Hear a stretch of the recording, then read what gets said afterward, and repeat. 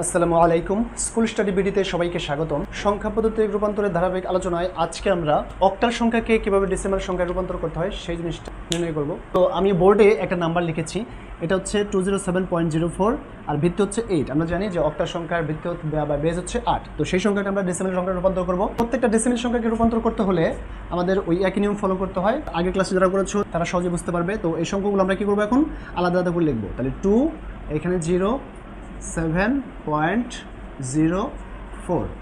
তো এখন এখানে আমরা একটু তীর চিহ্ন দিয়ে দিই যাতে তোমরা সহজে বুঝতে পারো।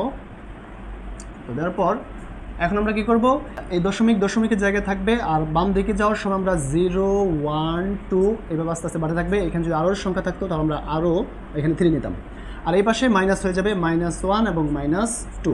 এখন আমরা একটু হিসাব করব, সেটা হচ্ছে এই যে 2 রয়েছে সেই 2 গুণ, আমরা একটু তাড়াতাড়ি করার চেষ্টা করি, যারা পুরোনো আগের ক্লাসগুলো করেছো তারা সহজে বুঝতে পারবে, এই জন্য আমরা একটু দ্রুততার সহিত করব। তাহলে 2 গুণ, আমরা এখানে অক্টালের বেস হচ্ছে 8, তো সেই 8 আমরা লিখবো।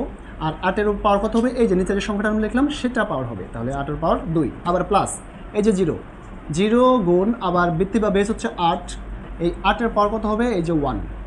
আবার প্লাস এখানে কত আছে 7, তাহলে 7 গুণ বৃত্তি বা বেজ হচ্ছে 8 আর তার পাওয়ার হচ্ছে 0, তাহলে প্লাস দশমিকের আগেরগুলো শেষ এবং দশমিকের পরে, তাহলে প্লাস।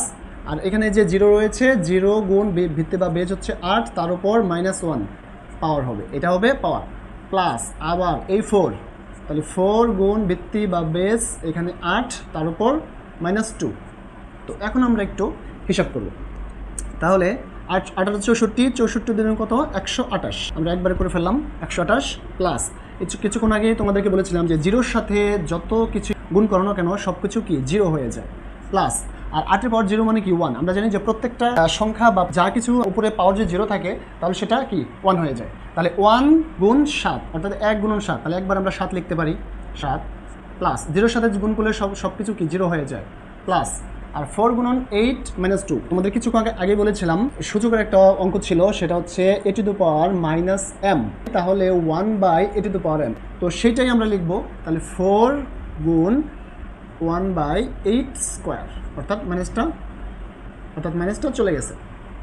এখন আমরা 128 থাকলো প্লাস 7, 0 তো আর দেওয়ার প্রয়োজন নাই, প্লাস। এখন আমরা উপরে 4, নিচে 8 আর 64 একবারে করে দিলাম, হ্যাঁ 4 নিচে 64। এখন দেখো এখানে কিন্তু একটু কাটাকাটি যায়, সেটা হচ্ছে 4 16 বার যায়। তো এখানে আমরা 1 2 8 প্লাস 7 প্লাস 1/16 হয়।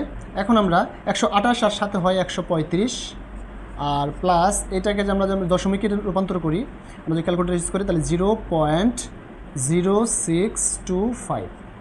তো এটা একত্রে করলে হয় 135.0625। তো এটা আমরা কি করলাম, দশমিকে রূপান্তর করলাম, তাহলে এখানে ভিত্তি বা বেজ হচ্ছে 10, আর এটাই অ্যান্সার।